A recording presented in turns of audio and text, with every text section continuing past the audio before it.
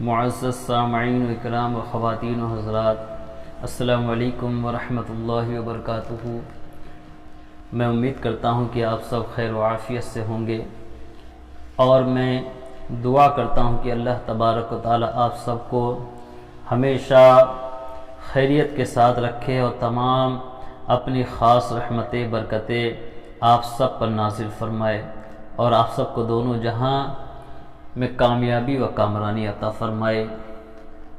تو آئیے الحمدللہ آج پھر میں نئے ویڈیو کے ساتھ حاضر ہوا ہوں، اور ہم نے اس سے پہلی ویڈیو میں تیمم کے بارے میں جانا کہ کس طریقے سے تیمم کرنا چاہیے، تیمم کے فرائض کیا ہیں اور تیمم کب کرنا چاہیے۔ میں نے اس سے پہلی والی ویڈیو میں ساری انفارمیشن دے دی ہے۔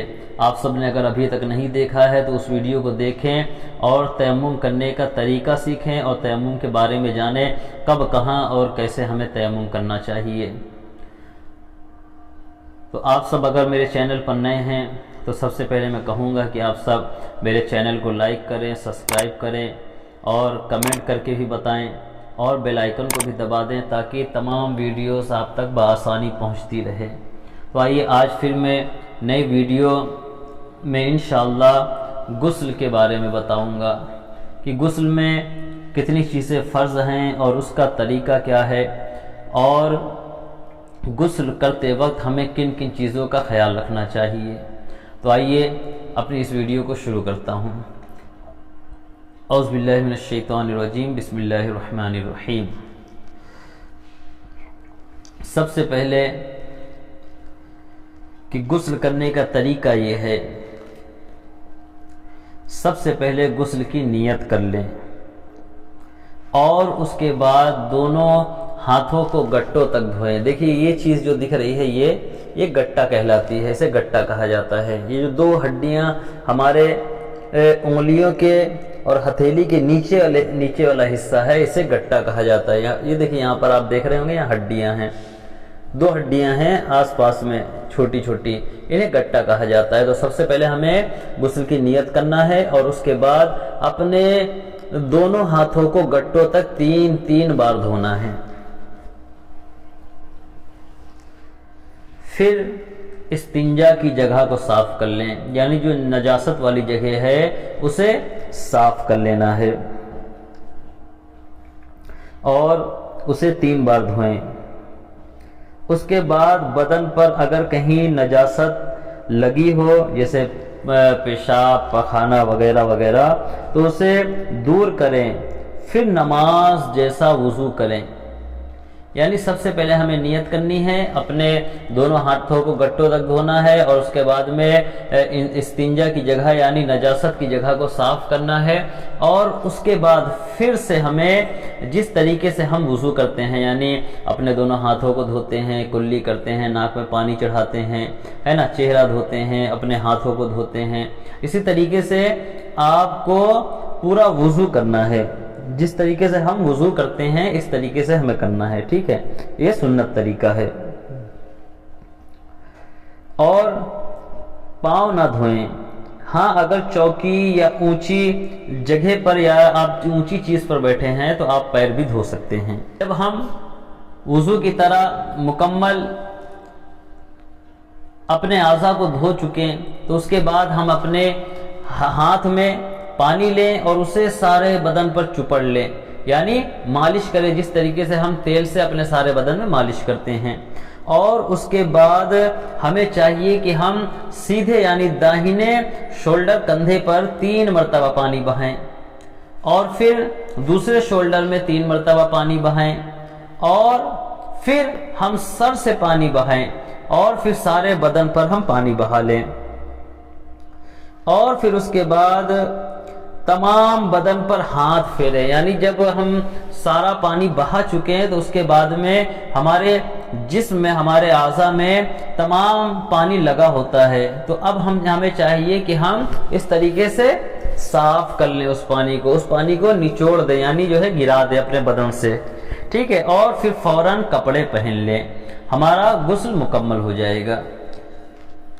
اب ہم جانتے ہیں کہ غسل میں کتنی باتیں فرض ہیں۔ یہ جاننا ہم سب کے لیے نہایت ہی ضروری ہے کہ جب تک ہم فرض نہیں جانیں گے تب تک ہم انہیں ادا نہیں کر سکتے، اور جب ہم ادا نہیں کر پائیں گے تو ہمارا غسل بھی نہیں ہوگا، پھر جو ہے نہ ہی ہمارے لیے وضو ہے اور نہ ہی ہمارے لیے نماز ہے اور نہ ہی ہم اللہ کا ذکر کر سکتے ہیں۔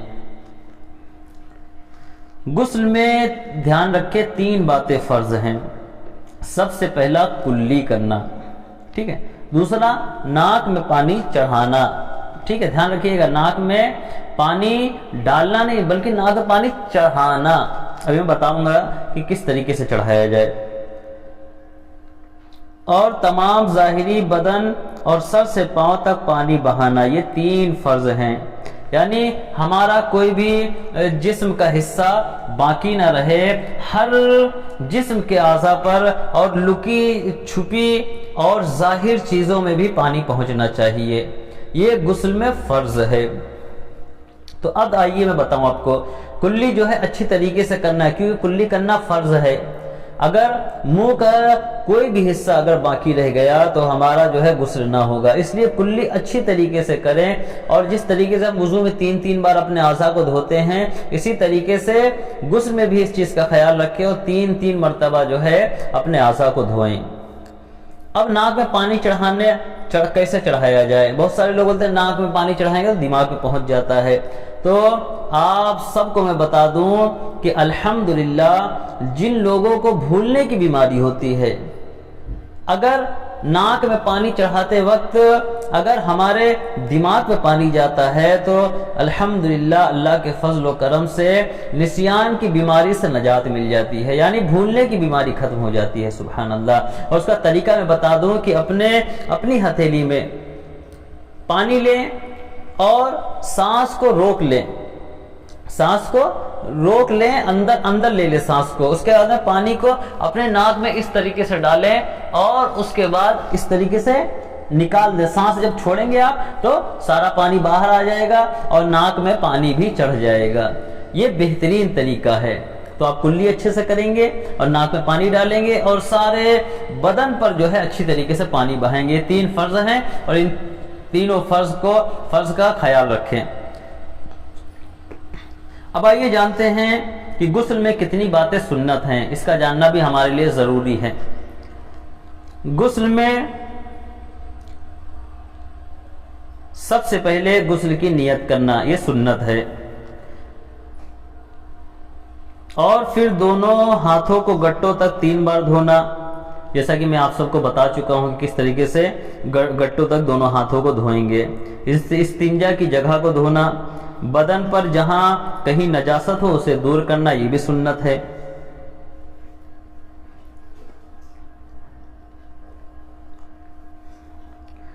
نماز جیسا وضو کرنا، یہ بھی سنت ہے۔ بدن پر تیل کی طرح پانی چپڑنا یعنی ملنا، پانی کو ملنا، یہ بھی سنت ہے۔ داہنے مونڈھے پر پھر بائیں مونڈھے پر، یعنی رائٹ شولڈر اور لیفٹ شولڈر پر، اور پھر سر پر، اور پھر تمام بدن پر پانی بہانا، یہ چیزیں غسل میں سنت ہیں۔ 3 بار پانی بہایا جائے، ٹھیک ہے۔ تمام بدن پر ہاتھ پھیرنا، یعنی اس کے بعد جب ہم نہا چکے تو ہاتھ پھیر لیں اور سارا پانی جو ہمارے جسم میں جمع ہوا ہے بوند کی شکل میں وہ تمام جو ہے زمین پر گر جائے، اس طریقے سے ہمیں ہاتھ پھیرنا ہے، ٹھیک ہے، یہ بھی سنت ہے۔ نہانے میں قبلہ رخ نہ ہونا، اور کپڑا پہن کر نہاتا ہو تو کوئی حرج بھی نہیں ہے۔ ایسی جگہ نہانا کہ کوئی نہ دیکھے، یہ بھی سنت ہے۔ نہاتے وقت کسی قسم کا کلام نہ کرنا، کوئی دعا نہ پڑھنا، عورت ہے تو وہ بیٹھ کر نہائے، نہانے کے بعد فوراً کپڑا پہن لینا۔ اب آئیے جانتے ہیں کہ کن صورتوں میں غسل فرض ہوتا ہے، یعنی غسل کب فرض ہوتا ہے۔ منی کا اپنی جگہ سے شہوت کے ساتھ جدا ہونا یعنی عضو سے نکلنا، اور حیض و نفاس کا ختم ہونا، اس کے بعد غسل فرض ہو جاتا ہے۔ میرے پیارے آقا علیہ الصلوۃ والتسلیم کے پیارے دیوانوں اور آپ ڈیٹیلز کے ساتھ میں بڑی کتابوں میں پڑھ سکتے ہیں، میں بتانا مناسب نہیں سمجھتا ہوں، اور آپ سب بآسانی اسے بھی معلوم کر سکتے ہیں۔ تو کچھ چیزیں ہیں جو میں نے آپ کو بتا دی ہیں، ان چیزوں کا خیال رکھیں، ان چیزوں سے غسل فرض ہو جاتا ہے۔ اور بہت سارے ایسے لوگ ہیں جو اپنے گھٹنوں کو کھول کر نہاتے ہیں، یعنی اتنا کم کپڑا اپنے جسم میں پہنتے ہیں کہ ان ناف کے نیچے سے پہنتے ہیں اور گھٹنوں کے اوپر تک پہنتے ہیں۔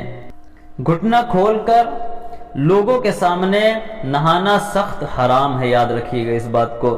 تو خدا جب بھی غسل کریں، اگر آپ کے کوئی سامنے ہے، آپ کو کوئی دیکھ رہا ہے، تو آپ برائے مہربانی اپنے ناف سے لے کر جو ہے گھٹنوں کے نیچے تک کپڑا پہنے۔ اگر آپ کسی کے سامنے نہا رہے ہیں، آپ اگر تنہا نہا رہے ہیں تو کوئی بات ہی نہیں، اور کپڑا پہن کر نہائے تو بہتر ہے ماشاءاللہ۔ اور نجس کپڑا پہن کر غسل نہ کریں، یعنی جو کپڑا ہمارا گندا ہو گیا ہے اسے پہن کر جو ہے غسل نہ کریں۔ اور دوسرا، پاک کپڑا اگر نہ ہو تو اس کپڑے کو پاک کر لیں، اور پھر جو ہے اس کپڑے میں غسل آپ کر سکتے ہیں۔ اگر نجاست لگی اسے چھٹا لے، اور اس چیز کا خاص خیال رکھیں، میں نے خود ہی کئی لوگوں کو دیکھا ہے کہ لوگ جو ہے اپنے ناف سے لے کر جو ہے گھٹنوں کے بیچ میں درمیان میں چھوٹا سا کپڑا پہنتے ہیں، جن سے ان کا گھٹنا اور ناف دونوں نظر آتے ہیں۔ تو ایسا کرنے والا سخت گنہگار ہے، اور یہ شریعت اسلام میں حرام بھی ہے۔ تو میں امید کرتا ہوں کہ آپ سب کو سمجھ میں آ گیا ہوگا۔ آئیے اللہ عز و جل کی بارگاہ میں دعا کرتا ہوں کہ اللہ عز و جل ہم سب کو حق کہنے، حق سننے، حق پر عمل کرنے کی توفیق عطا فرمائے، ہم سب کو شریعت مطہرہ کے مطابق اپنی زندگیوں کو گزارنے کی توفیق نصیب فرمائے، ہم سب کو دونوں جہاں کی خیر و عافیت عطا فرمائے، دونوں جہاں کی ذلت و رسوائیوں سے ہم سب کی حفاظت فرمائے۔ وما علینا الا البلاغ المبین۔ السلام علیکم ورحمۃ اللہ وبرکاتہ۔